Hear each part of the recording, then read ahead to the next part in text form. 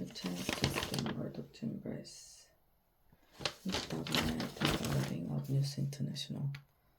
Day50-achancetoescapemurdoch'sembrace. Rebecca Brooks. The ceremony took place by leg at a country estate. I stood next to EP presenter Pierce Murdoch while Paul Decker, the animated editor, was few years away. Poor Murdoch was closer to Jackson. David Cameron, then Prime Minister, arrived there with all eyes turning to him as he walked down to the lake. At the reception, I had a brief conversation with Mr. Cameron. I said I hoped he would not win the upcoming election, but that if he did, and if we wanted to act to improve political debate and standard in the press, I would support him.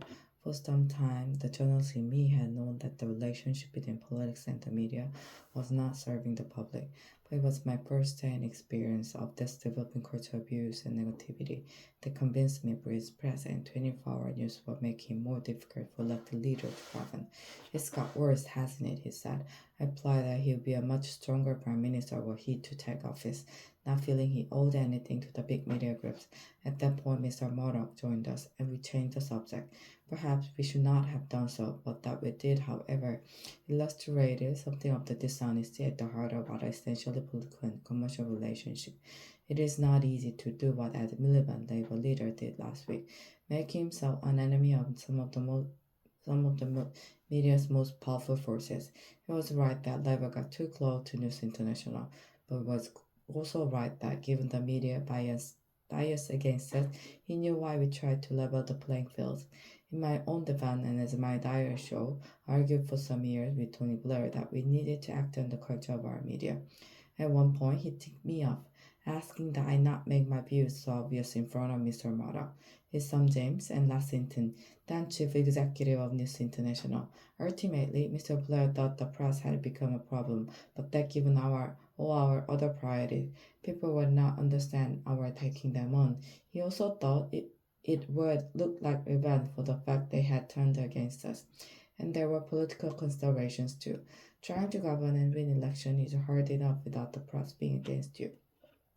I accept that for all of us at times media support was something we courted at the expense of positions of principle on media issues. But that trap has now been sprung. The latest revelation have forced the police, News International, and the government to act. The police will now be more vigorous. News International will continue with their kamikaze crisis management, which one day will be studied as a textbook case of how not to do it. But the most important development, at the Prime Minister during inquiries into press practices and a new system of regulation. These mean we now have once-in-a-generation opportunity for a new settlement between politics, the media, and the public. Nobody can argue that we have the press we deserve. Pressured by technological change, a dominant strain of Britain's media has gone into a spiral of decline, in which this scandal is only the most dramatic developments. Mr. Cameron did not look comfortable announcing the reviews. He has personal relationship at stake, and given he hired Andy Curson as his communications director, his judgment is true.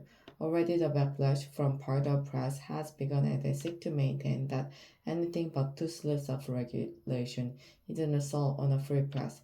But Mr. Cameron must stand back from all of that and ask himself what is the right thing to do. He did some of it last Friday. The judicial inquiry should be far-reaching. The news of the wall is far from alone the use of dubious and illegal practices. As widely ignored report of the Information Commissioner have shown, part of British media remind me of the trade union before Mrs. Thatcher. They feel untouchable. As I say above, Labour could and should have done more to deal with the fear of beast. But just as the MP's expenses scandal emerged from the failure of Mrs. Thatcher's government to check MP salaries, so the system by which she showered honours on editors and owners, a practice to which we put an end with a rule that no serving editor could be honoured, means she too has something to answer for. Whatever the past, it is Mr. Cameron who must lead the country to a better place. Mr. Miliband has shown himself capable of playing a good and principled part, and so should the public. Ultimately, political debate will only improve if the public wanted to. If they channel the anger at recent event into an assessment of what kind of paper they read, whether they really want to live on a diet of celebrity, trivia, negativity, and abuse, to coin a phrase, we are all in this together.